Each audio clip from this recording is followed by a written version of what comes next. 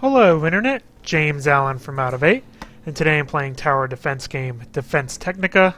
Has a series of levels that are unlocked in a linear order as you proceed through the campaign, so you can't skip any levels if it becomes too tough, which is a little bit of a problem because the levels have uneven difficulty. Some of the early ones I had to try multiple times to try to get past and still just barely did so. And some of the later levels are pretty easy to do. So, as you play, you can unlock additional, more powerful tower upgrades. And you can see the different tower types that you have down here. So I'm just going to pick this one. This is a good representative early level. The different levels may have scripted weather events or transformations that'll change the paths of the units. Although, since the levels exhibit the same enemy waves coming from the same locations every time, it keeps replay value pretty low. So you can see here they're going to have two groups of people come from this part and follow the red path as you go around. You can block parts of the path, although not in this map, but some other maps. You can put up barricades to kind of redirect them in places that you want them to go. Then you also have aerial units that will follow the arrows to the core, which is what you're trying to defend here. First, a little note about the interface. It's clearly designed not for the PC. You can see this big giant cursor in the middle that you use the WAS and D keys to move around, although you can actually click on stuff in order to interact with it. So you can click on things, but again, it moves the cursor automatically to those areas. You can't zoom out very far. This is as far out as you can go, so you can't see the whole map at once, and there's no minimap, so there's a lot of, especially with the large maps, swapping around between different parts of the level to try to figure out what's going on. There's also no tooltips down here for what these enemies are by these indications, which is very unfortunate because certain types of enemies are susceptible to different types of weapons, and the game just doesn't tell you what those are while you play, so you have to memorize what the little symbols mean and then which weapons that corresponds to as you play the game. You can see here the glowing blue squares. Okay, fine. Enough talking, I guess. The glowing blue squares are where you can build your units or your towers that the units will pass by. That's about all I can do. And there's very limited in the placement of those. You know, some levels are better than others at giving you options, but in general, you know, you're pretty fixed in where you can build things. Also, once you place a tower, if you've researched the upgrade for it, you can upgrade it, but the cost of the upgrade is more than the cost of placing a new level 1 tower, and usually it's really just better just to place another tower if you have the room for it. It's really the only reason why you would want to upgrade a tower is if you run out of room. You see as they die, they drop these little cubes that you can mouse over to bring in some extra money.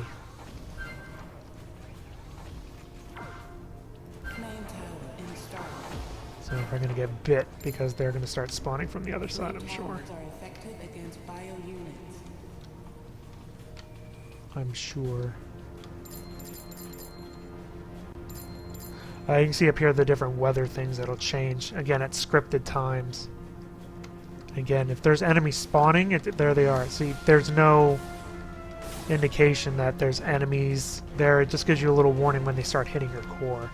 These little arrow indications are pretty bad also, especially with air units, because they don't actually come out from there. You can see it's actually on the right side of the screen, so that was extremely unhelpful.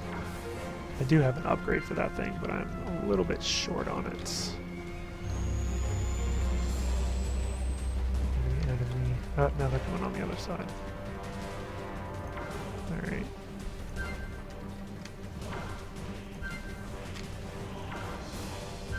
Flame. Ah, shoot. Oh, there we go. Good job. Good job. Good effort. So you can see, you know, at least there's potential with the multiple paths and multiple spawn points of the enemies. But because they always spawn in the same places, once you play a level once, it's very predictable what's going to happen. I'll put a tower up here. And like I said, it's usually better to just simply spawn more towers than it is to upgrade existing ones, unless there's some choke point that you need to defend. I'm going to actually upgrade that one. That was... It's like I knew they were going to spawn from that side. Amazing. And they're going to get totally demolished by my upgrade right here. Hi, fellas. Kablooey. And then those weapons actually take them out too. I'll probably upgrade that one too.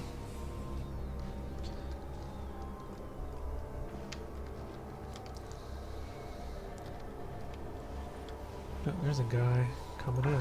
I should probably try to defend him. The other thing you can do other than placing towers is you can use this little ether to either shoot enemies, which is what I'm going to do. I don't even know how this guy escaped. Or repair your core. Those are the only two things you can do with it. So it's pretty limited in scope.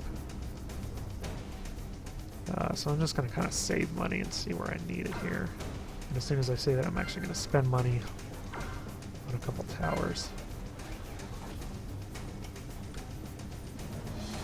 So, you know, and then that's basically it. So, you know, the game really doesn't offer too much new to the genre, to a pretty crowded genre, to be honest. You know, the tower defense titles come out, it seems like, weekly. You know, there is a good variety of enemies and towers, but with the restrictions and, you know, the real unnecessary nature of doing upgrades. I'm going to start doing stuff here. You know, it's not the best, or one of the best even, tower defense games that I've played. The replay value is really low. There's no level editor. You guys are coming from this way now, aren't you? Excuse me while I shoot you in the face. I'd rather do it up here. There we go.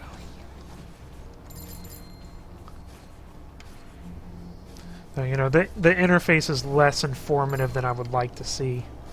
You're pretty restricted in your placement of items, and it's pretty obvious which ones should get the melee type weapons and which ones should get the more ranged weapons.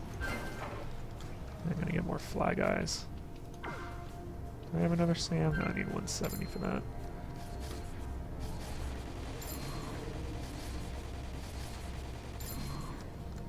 Oh, and they're coming from this way too. SAMs have pretty big range.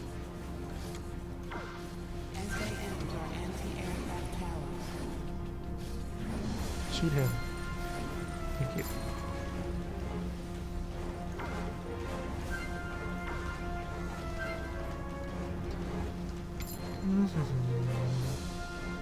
There's 4 more ways. Victory is mine. You can also sell things if you need to. I know they're coming from both sides.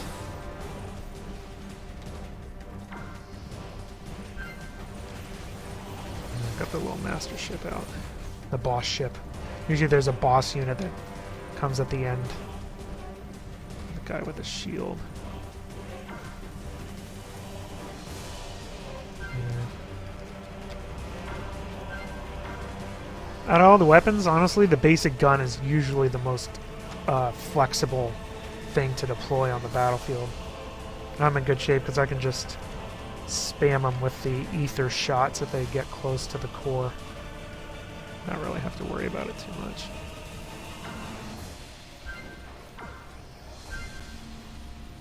There we go. You know, this big icon is so distracting. I wish there was an option to just get rid of it. There might be, and I just missed it. I looked around in the settings and didn't see anything. Especially with something that should be just mount, you know, all mounts control. Yeah, I'm actually going to upgrade that, since that is in a key position. I don't even know if that's in range of those guys. And they're getting a little bit closer. Not very much health when they do get there, though. So I think I'm alright. Well, I know I'm alright, to be honest.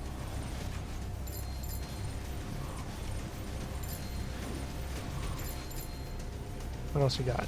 Last wave.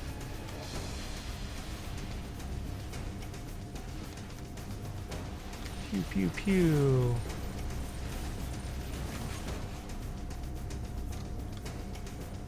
So is that it? Basically. And those guys are around that side. Let's upgrade those.